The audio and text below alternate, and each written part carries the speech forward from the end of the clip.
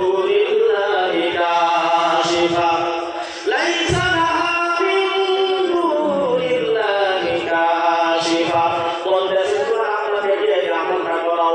মসজিদের ইমাম সাহেব অথবা তুমি যদি কোরআন পড়া দেখেন সন্তানরা কোরআন পড়া জানতো তাহলে কি লাভ হইতো, তার বাবা জন্য কত ভালো হইতো।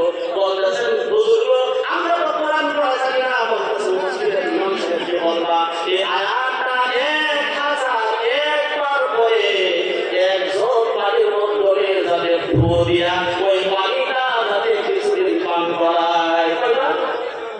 1001 বার এক জগ পানি শেষ হয়ে যাওয়ার পর আরেক জগ পানির মধ্যে 1000 লাইসা লাহা মিন দূরিল্লাহি কাশিফা 1001 বার করে ফু দিলেন, 2002 বার হয়ে গেল। 2 জগ পানি খাওয়ানোর পর 3 জগ পানি আবার শুকিয়ে যায় না। 1001 বার ওই আয়াতটা লাইসা লাহা মিন দূরিল্লাহি কাশিফা পরে পরে ফু দিয়ে তোমার আত্মাকে পান করাইবা। আল্লাহ তাআলা তার কোরআনের বরকতে তোমার আত্মার বেমারকে শিফা করে দিবে। ডাক্তার বলছে পরিকল্পিত 10 দিন ধরে ছিল এই যে একটু পানি সর্বপ্রথম দিন পানিটা পান করালেন, 10 দিন হয়ে গেছে। 11 দিনের দিন আরেক পানি করাই আনলেন, আরেক পানি পান করাইলেন, আবার 10 দিন শেষ হয়ে গেছে। ডাক্তার বলছিল 10 দিন কিন্তু 20 দিন হয়ে গেছে। সুবহানাল্লাহ বলেন। কোরআনের বরকত অনেক বড় বন্ধুগণ। এইভাবে 3 বার পানি যখন পান করাইছে আল্লাহ তাআলা তার কুদরতের মানকে কুদরতের শিফা করার জন্য শিফা করে দিয়েছে। 6 মাস পরে আমার হজের মতো যখন গিয়েছে ওই মানকি সাহেবের সাথে মোলাকাত হয়েছে। দেখে ডাক্তার বলছিল 10 দিন কিন্তু 6 মাস পরে আমার উমরার মতো মোলাকাত করেছে। সুবহানাল্লাহ।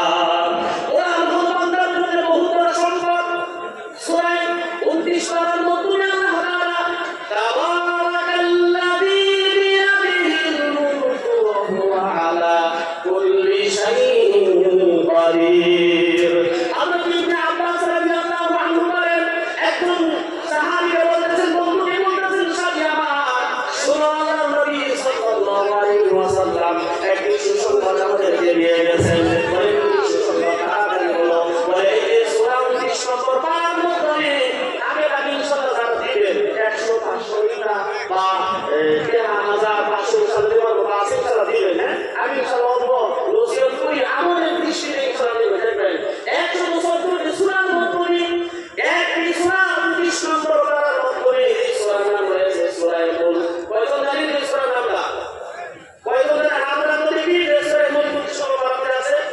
কয়জন বলছে মুসলমান আমরা শরীর কোরআন এই ঘরের মধ্যে কোরআন তেলাওয়াত নাই, ওই ঘরের মধ্যে বরকত কিভাবে আসবে বলুন? বুজুর্গ পানি খাওয়ালেন ঘরের মধ্যে এত ইনকাম করি তারপর বরকত দেওয়া হয় না। যেই ঘরের মধ্যে বরকত নাই বাপরে ওই ঘরের মধ্যে আল্লাহ তাআলা কোরআন তেলাওয়াত না হওয়ার কারণে আল্লাহ কোরআনের ঘরের মধ্যে না হওয়ার কারণে আল্লাহ বাপরে বরকত থেকে বরকত থেকে তাকে বঞ্চিত করে দেয়। হযরত ইবনে আব্বাস রাদিয়াল্লাহু আনহু বলেন আল্লাহর নবী সাল্লাল্লাহু আলাইহি ওয়াসাল্লাম বলেছেন উম্মত যদি সূরা ওই সূরাটা যদি পড়তে পারে প্রত্যেকদিন যদি এই সূরাটা তেলাওয়াত করতে পারে অথবা নিজে শিখে বলে সূরাটা যদি নিজে শিখে এরপরে পড়ে আর যদি নিজের জীবনের মধ্যে বাস্তবায়ন করতে পারে আর যদি তারা প্রিয় সঙ্গীকে শেখানোর আহ্বান করে নিজের সন্তানকে শেখায় এইভাবে আমলটা করে যখন দুনিয়াতে বিদায় হয়ে যায় আমাদের দিন আল্লাহর নবী সাল্লাল্লাহু আলাইহি ওয়াসাল্লাম বলেছেন এই সূরাটি একমাত্র সাবরা করে হলে ওই মানুষটাকে জান্নাত থেকে ফিরায়া জান্নাতে নিয়ে যায়। সুবহানাল্লাহ।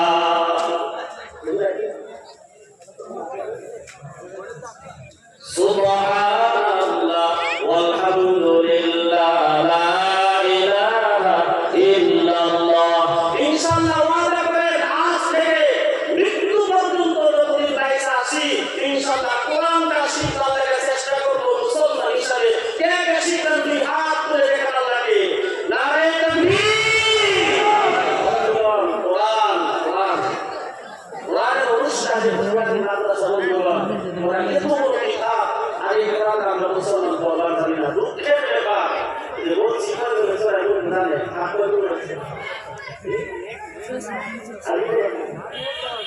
আল্লাহ মুহাম্মদ আজিজুর রহমান রায় দ্বারা সরকার দান করেছে আল্লাহ দান করে মঞ্জুর করো আল্লাহ বিরোধী শরিয়া দান করেছে বিরোধী সরকারি করা করো আল্লাহ দিনের মানে মঞ্জুর করো আল্লাহ তুমি দিনের মুরাদে বানায় দাও আল্লাহ মা বাবা আল্লাহ মুহাম্মদের আদরে সন্তান হিসেবে কবুল করো আল্লাহ হাফিজ বানাও আল্লাহ মুহাম্মদের সাথী বানায় দুনিয়াতে বিরোধায় আল্লাহুম্মা আমিন হে বালক ভেবে দেখো বৈশালী আলায় শান্তি কেন নাই রে দুনিয়ায়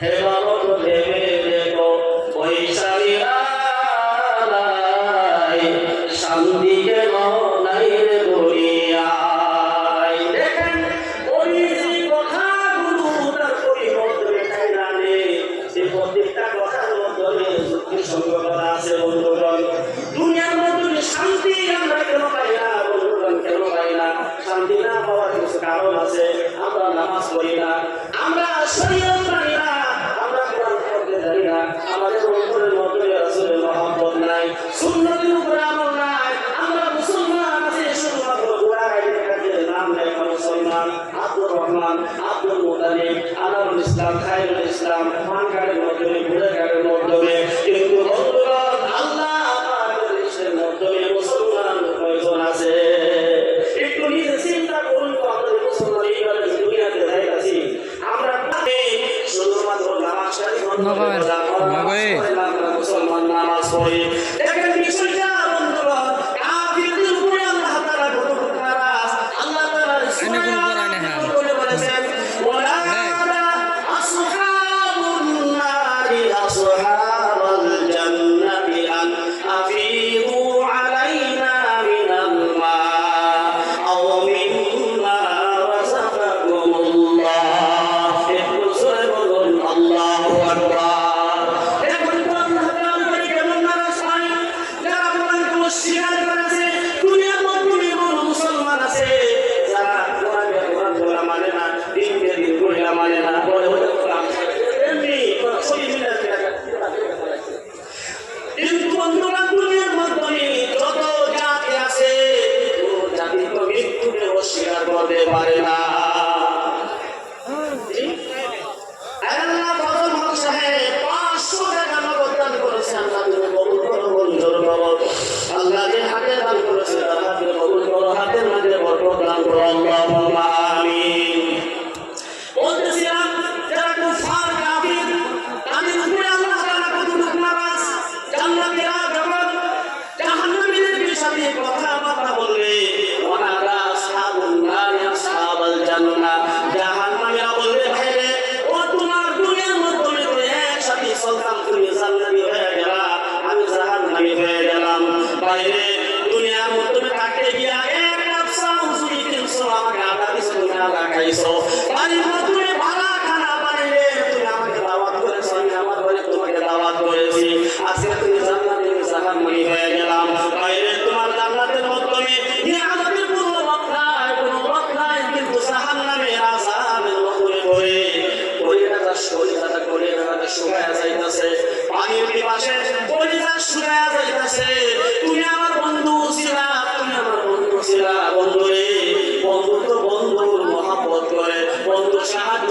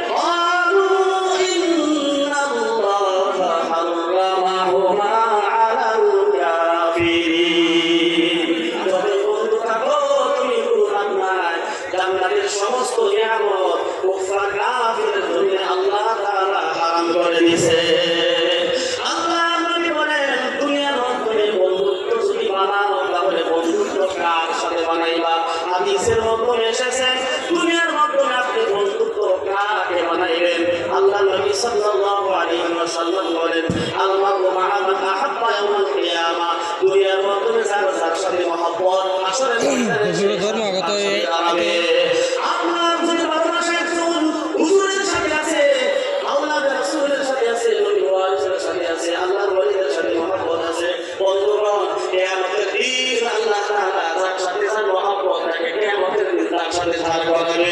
আর যদি আপনার